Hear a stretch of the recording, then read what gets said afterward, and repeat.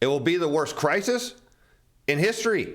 I'm your host, Steve Van Metre, and thanks for joining me today. And Dr. Doom says governments will fail, inflation will soar, housing will crash, and central banks will run to the rescue. Let's over to Bloomberg, where we picked today's story up. Nouriel Roubini, a.k.a. Dr. Doom, predicts a crisis worse than the 1970s, meaning we're headed straight to the Great Depression. Known for his bearish prognostications, unfortunately, he doesn't see any good news on the horizon. In fact, Dr. Doom says things are going to get much worse.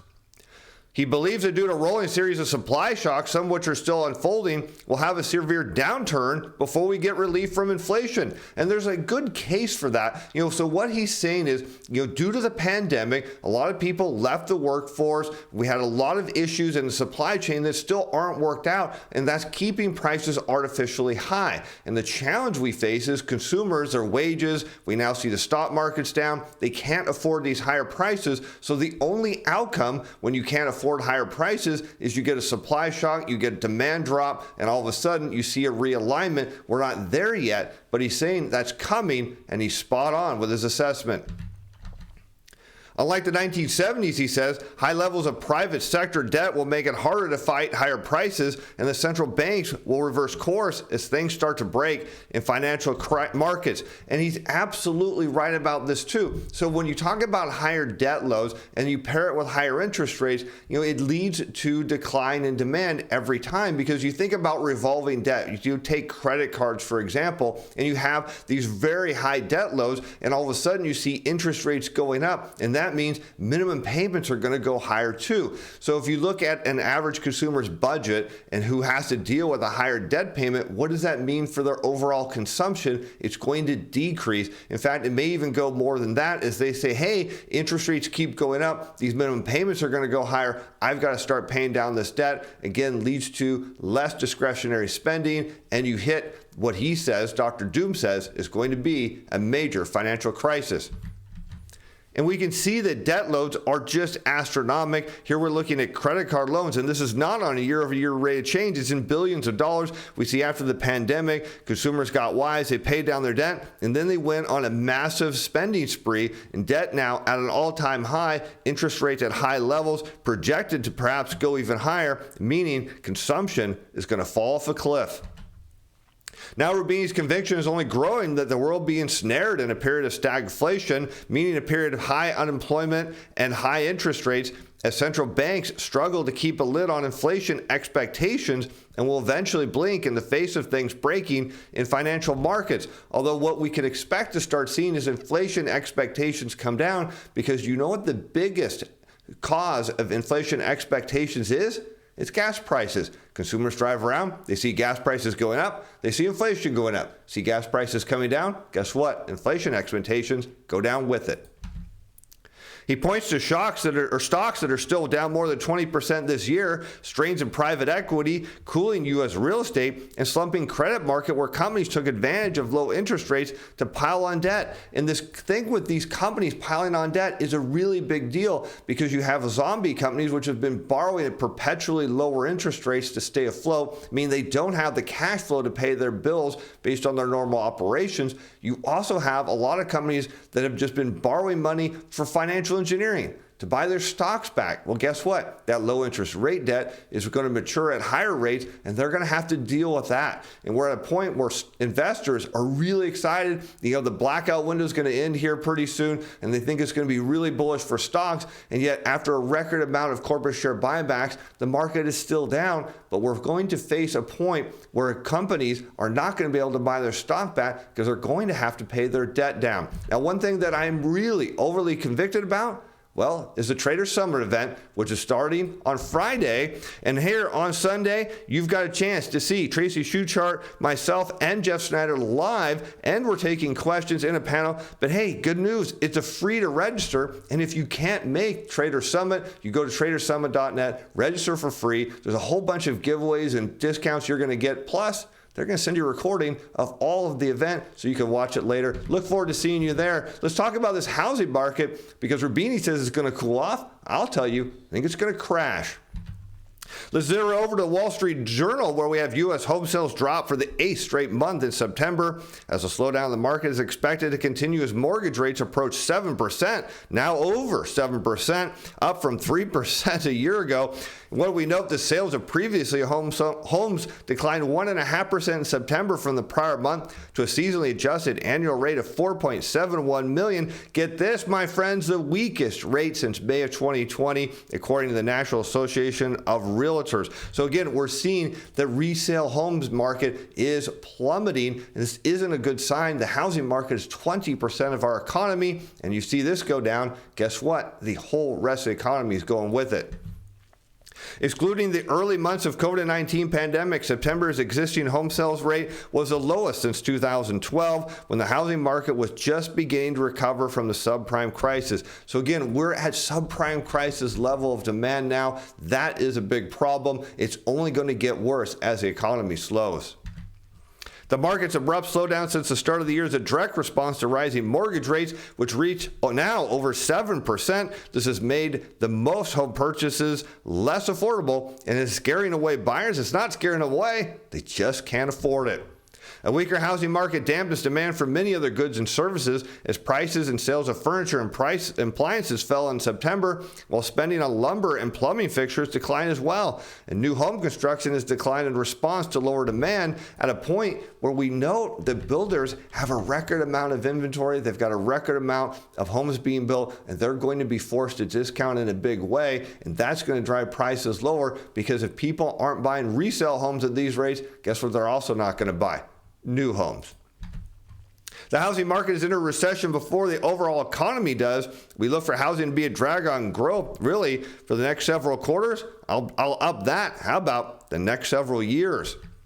Even high-grade interest rates like you've never seen in years, Rubini says, and this is just the beginning of that pain. Wait until it's real pain. Then you have major financial institutions that may crack globally, not in the U.S. now, but certainly internationally. There are a couple of firms that are huge and systemic. They can go under. You might have another Lehman effect. And then the Fed will have to wimp out, he says. You'll have a severe recession. You'll have a financial market shock. They're going to wimp out for sure. And what he's saying here is that due to high rates, we talked about this just a moment ago, that a lot of these companies are borrowing for survival. We're not talking just, regular corporations. We're talking about financial institutions that, we've covered. Swiss National Bank, what's going on there? What's going on with Credit Suisse? Their banks are in trouble. We have companies that are in trouble. And what Rubini's saying is high interest rates are going to break their back. It's going to lead to a financial crisis, and it's going to be severe. And it's not like we haven't seen this before. We saw it back in 2008, but now we have even more debt than before, and the Fed has run up rates even higher than they have in ages at a rate never seen before in history. Inflation is not going to fall fast enough, Dr. Doom says, because you have to have a negative supply shock, which I'll say we're going to get. Remember, when you have a negative supply shock, you get a recession and high inflation, although I'll challenge that, because in the great financial crisis, we had a financial shock, a supply shock, and inflation went down.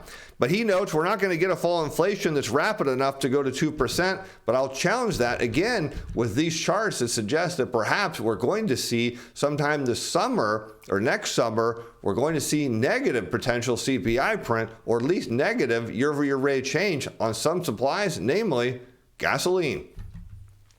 Here we see the U.S. Consumer Price Index in blue, the CPI against regular all formations gas prices in red, both on a year-over-year rate change. And we can note that gas prices on a year-over-year rate change are falling and likely to continue falling as they have a difficulty keeping up with their year-over-year comps from going into next year. What that tells us is we're going to see inflation come down, and sometime next year we should see gas prices potentially, if they stay unchanged, actually at a level that is lower than they were a year ago, and that would be a supply shock to the downside for the CPI. Another factor that I think Rubini may be overlooking is import prices are rolling over. They're heading lower. That is also a sign that, again, the CPI in blue is going to head lower to catch up with import prices. Now, will that mean we get to 2%? Well, I think we get to 2% a lot quicker than most people realize, because if you go back, let's go back to this chart, and we know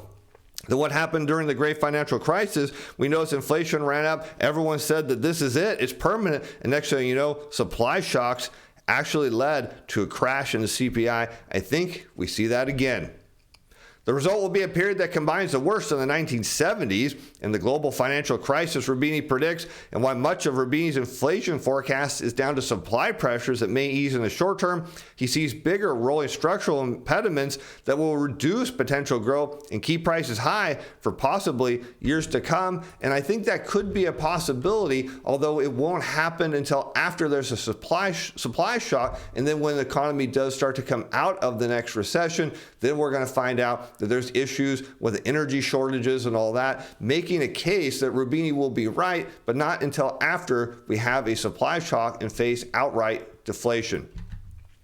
The other big change that's coming, he says, is a more aggressive effort around the world to avoid the U.S. dollar, which I'll disagree with, following the imposition of sanctions against Russia. In that sense, his views echo those of other prominent dollar bears, such as Credit Suisse's Zoltan Pozsar and Bridgewater's Ray Dalio. Notably, he is working with Atlas Capital team, which he joined 2 years ago as a co-founder, to create a digital dollar replacement backed by a mix of gold, U.S. real estate, and short-term treasuries. And here's something for you. We go back in history, gold used to be, of course, the reserve currency. It didn't work. We tried it a number of times. It didn't work. There have been times in history where real estate was used. Guess what? That didn't work. So now they're suggesting mixing short-term treasuries. Well, guess what the dollar is? It's an overnight duration treasury. In a sense, we're already there. Just cut out gold and housing.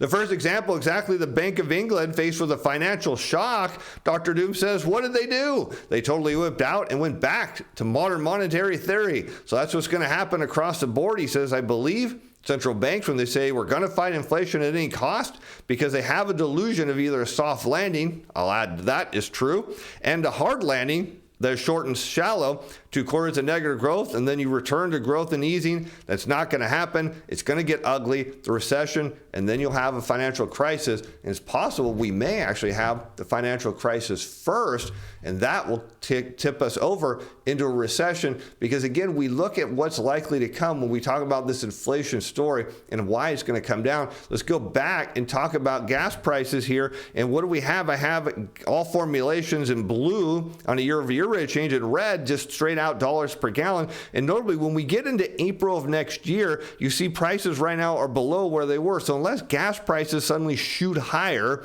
what we're going to face is, by this time next year, a negative year-over-year print in gasoline. We note that in past, when that happens, of course, the CPI follows it lower. But one thing I think people overlook is, why do we see these supply shocks happen during financial crises or recessions? Because people lose their jobs. They don't travel as much. They don't drive to work. They don't consume as much. And that's why you see gas prices and energy prices tend to come down. That's how we get to the disinflation, deflation story sometime next year, and possibly even sooner as we come into later this year, where we're facing the holiday season with record inventories, sky-high interest rates, and consumers that are tapped out. But more from Dr. Doom. As he says, in the 1970s, we had 2 stagflationary shocks with inflation and a recession, but debt ratios were 100% of GDP. So what he's suggesting is, see, back in the 1970s, we had inflation and high unemployment. He's saying this time we get it again. We haven't seen that in kind of since the 1970s. Now, when we get a recession, inflation comes down. A lot of people say it's not going to happen. I'll say it'll happen again. We'll see.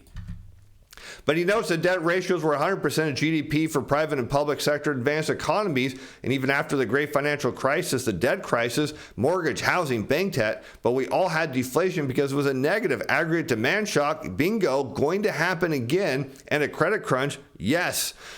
So we could ease monetary and fiscal policies like we wanted, but today we have the level of GDP, 350% of GDP globally, 420% in advanced economies. And while many people are betting and hoping for a great reset where all the debt's wiped out and we start again fresh, what it really means is going to be a long, drawn-out period of austerity where the debt is paid down, and that is going to be a drag on the economy.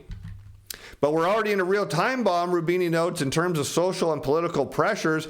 And as an economic crisis and financial crisis and geopolitical crisis is going to make these things much worse. And so I think Rubini's right. We're actually going to have the worst crisis in history, and only perhaps rivaling the Great Depression is what is likely to come. And I think in the next couple of months, the U.S. economy is going to start to see that when you drive interest rates up real high, unemployment is going to start to rise, inflation is going to fall, and all of a sudden, the financial crisis is going to be in full bloom. And with that, I'm Steve Van Metre. Thanks for watching. Thanks for being fans.